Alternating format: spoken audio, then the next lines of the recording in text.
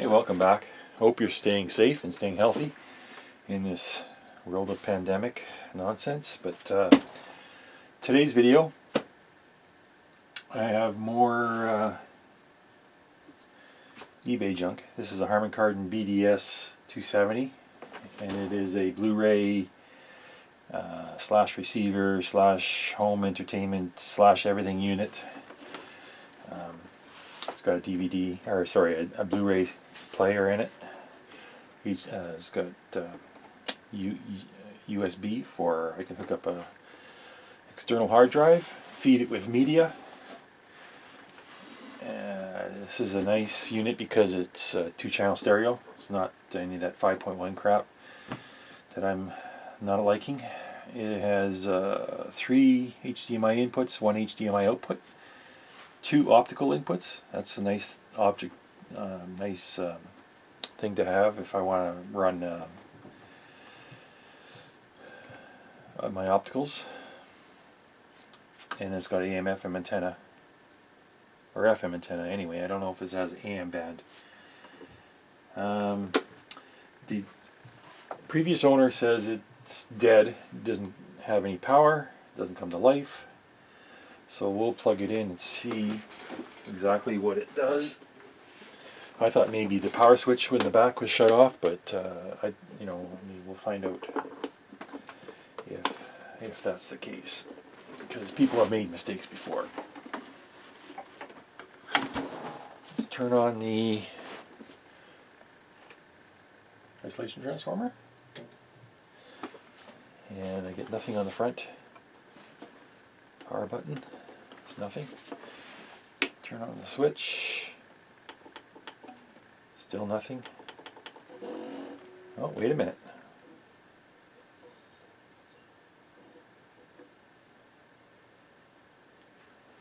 The Blu-ray player it's like it's initializing. It's making some kind of noises.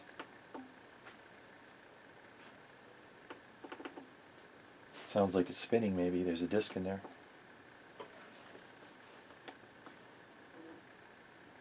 And that shut it off. Oh, there's a disc in there.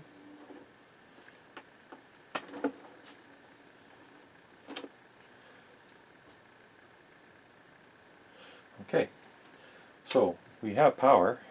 We have no display.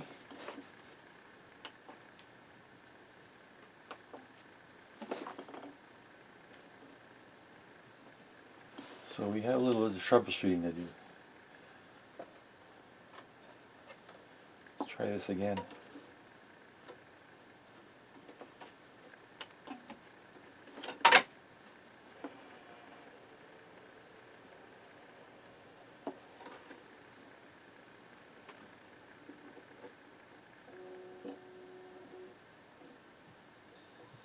Spinning up. It's reading. And I think the Blu-ray player is working. You can hear it going through its steps. No display. Let's eject it again. So we do have some life, which is better than what the previous owner said. So let's see why we have no display. And it appears dead, so I'll open it up. Okay, so we have Torx screws in the back and Phillips screws on the side. That doesn't make any sense. I don't know why they have different types of screws. Come on, get out of there.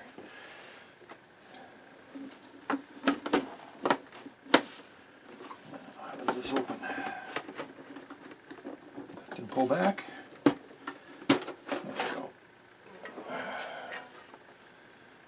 Nice clean unit, low hours it looks like.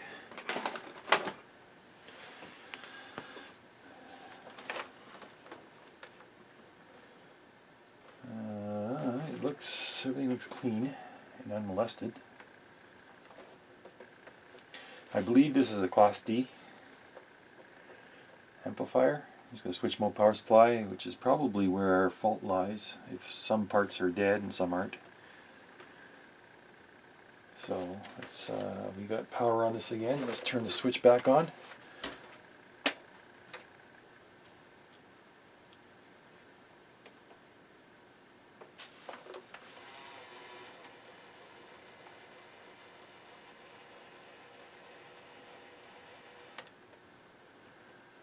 Okay, so what I'm going to do is I'm going to test for voltages on the power supply.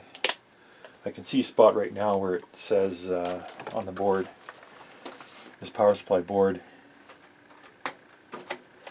this is an output here, this is an output here, and an output here. So it's supplying a few different boards with power.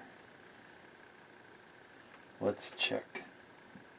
And they're marked too. It says plus 12 volts, ground, plus 5, it's standby. So let's see what we got here.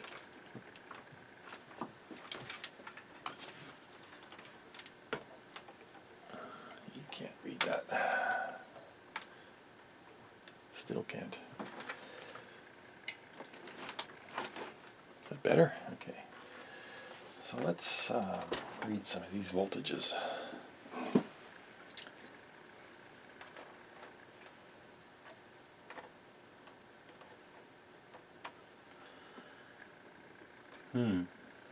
I see a problem already. Let me show you. Okay, there's two things. One was this cable was unplugged, and this comes from the front panel, and I believe it goes down in here to this connector. Another thing is I have a ribbon cable that's pinched by a screw, and I don't know if that's shorted and grounded or what, but let's fix that right now. Take this screw and loosen it off. Get that ribbon cable out of there. Tighten it down. It could have been pinched, or it looks like it might be cut. I'll have to check that. Maybe you can see that. Looks like it's cut. Okay. Let's plug in the other cable and see what happens.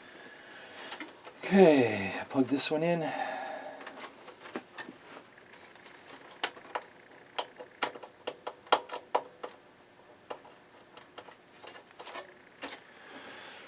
I had the power shut off, by the way. Okay, so we're ready to turn this back on.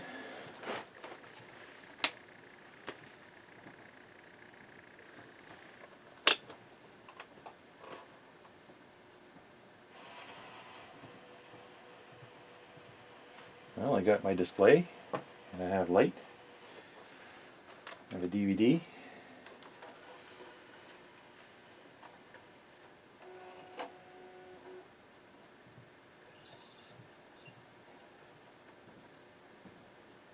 Reading the disc.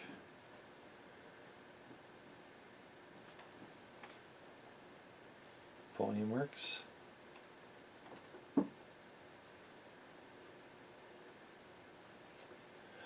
I forgot to mention, this came with a manual and a remote, and I got it for a good price, so I think I did well on this one, considering it's already working. So I don't know what's wrong with it. I'm going to put it through its paces, make sure everything's 100%, but that had to be one of the easiest fixes I've seen in a long time. But let's maybe try hooking up a speaker or two. So I got speakers and I got sound.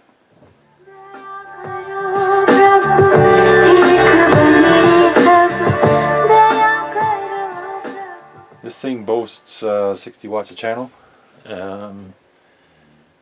We could try that, I guess. It's Class D amplifier, so it's out of the realm of the AB, Class AB or Class A amps. But hey, I'm sure it sounds good. Power supply is working.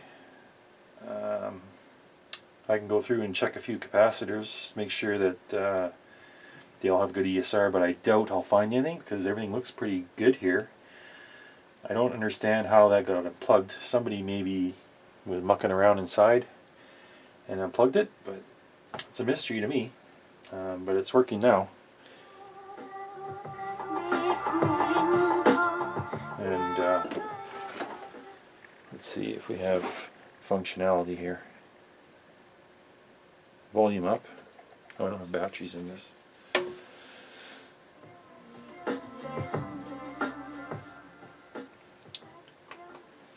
Eject. seems to be working good. So if you look here, you can see it's got, you can populate this for 3 more channels. So instead of a 2-channel amplifier, it would be 5 channel amp. It's got all the positions for all the inductors and capacitors. And yeah, it's a fairly well-built unit for its age. I guess it's, well, 2012, so it's 8 years old. But it's pretty standard affair from stuff that's made in China nowadays. And yeah, it's got some good features. I want to try this out. Too bad it doesn't have Bluetooth. That's the one thing I think it's missing. I would like to see Bluetooth on one of these, but I think I can add that on easy enough. It's a pretty simple add-on. I could even do it internally if I wanted to. But yeah, so I don't know what else to say here, but looks like we got a winner. Alright, thanks for watching.